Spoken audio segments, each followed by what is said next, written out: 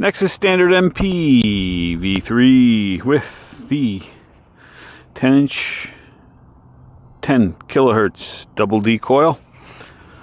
Let's see what we can find today. Let's see what we got here.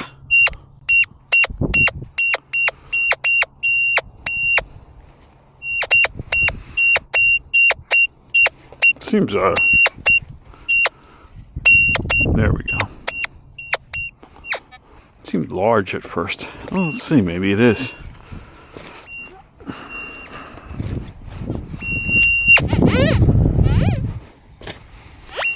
Let's see.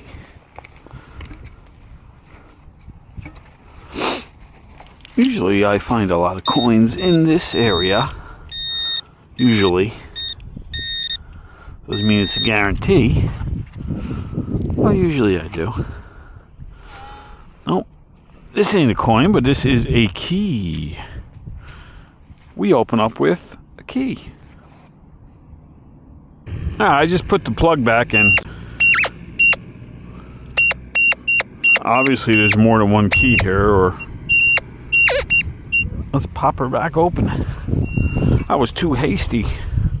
When I'm too hasty, but we gotta get these out. We gotta get these out. Let's see what these other signals are. I'm assuming there are more keys. Usually people don't just drop one key, do they? Well, you know, I'm always wrong. Come on, man. This is it's a penny, I believe. What kind of penny? This is one of those newer shield pennies. Okay, we got a penny. What else we got down here? We got a key. Had a penny. I think we had another signal. Let's take a look.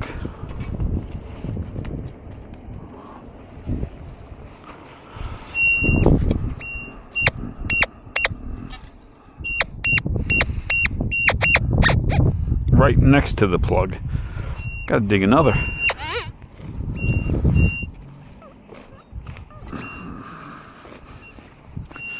Right next to it. Yeah, another signal. Yeah. So we got a key, we got a penny. So much excitement going on. Okay, we got it out. There's another coin. And we got another penny.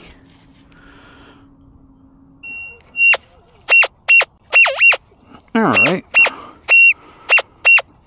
This is a lower conductor. What could we have here? Sounds funky. Won't you take me to Funky Town? Yeah. Funky signal. Could it be foil? Going to find out, aren't we? Could be foil. I didn't bring my gum wrapper with me to discriminate that out.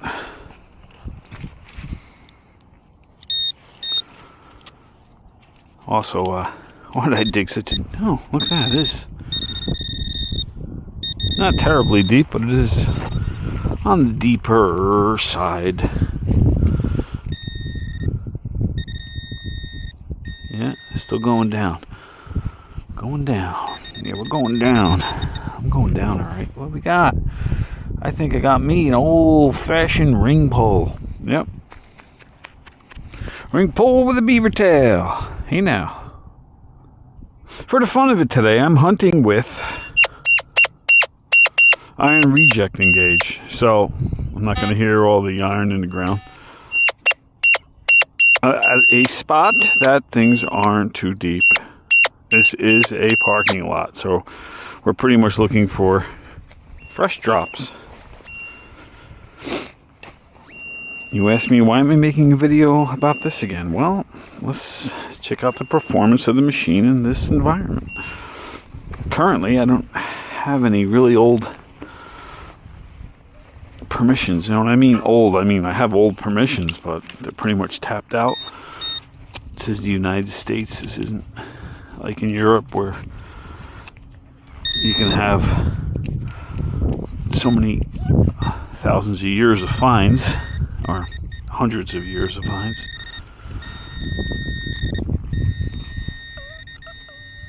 So we're just primarily trying to search out coins and look for jewelry. There's a penny. I just want to make sure before I close this plug up that was it. I believe so. Get back in there, worm, and we're moving on. That plug was over here. You know, these drops are usually in clusters, so who knows how people drop or throw around their pennies.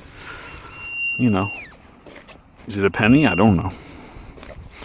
I think I'm going to adjust my LCMC set. Usually when I turn it up all the way clockwise, I could tell the difference between a penny and a quarter and stuff. Let's see what this is. It's been a while since I fooled around with that setting. You know, it all depends on where I'm hunting. If I move it around a lot.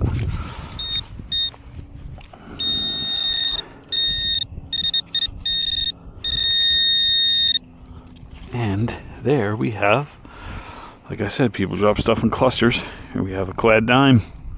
I want you to listen to how quiet. I located a target, but just move up to it. It's just so nice and quiet with this. You know, of course you're gonna hear it. That is very alertive. You know, are you gonna lose some depth? Yeah, but again, I'm not concerned about that in this spot. If you were concerned about depth, by all means, hunt an all metal. Let's turn off the iron reject and just listen. You know. Actually, we just found another iron reject on. We just found another signal there. All right. Make a liar out of me. But here, you can hear the iron there. Oh, there. That's a signal. All right. There are several signals here.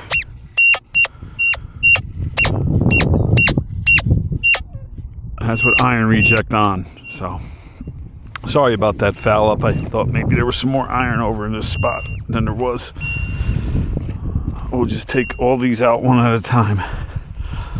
I won't cut away. We'll see what each signal is. I'm assuming they're going to be coins, but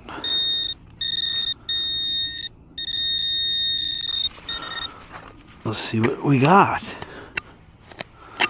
I would love to see something like a ring. Where did it go? I knew I got it out of that sidewall.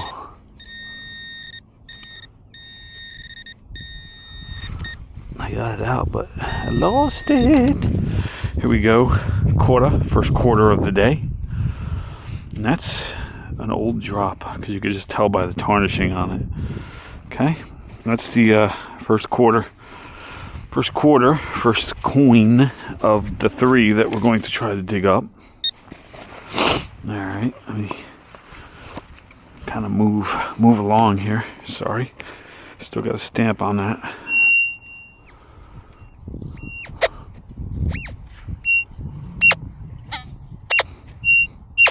Right next to that plug is another. Got a lot of coins here. Oh, I believe it's another coin. Maybe it's a silver ring, man. Can only hope.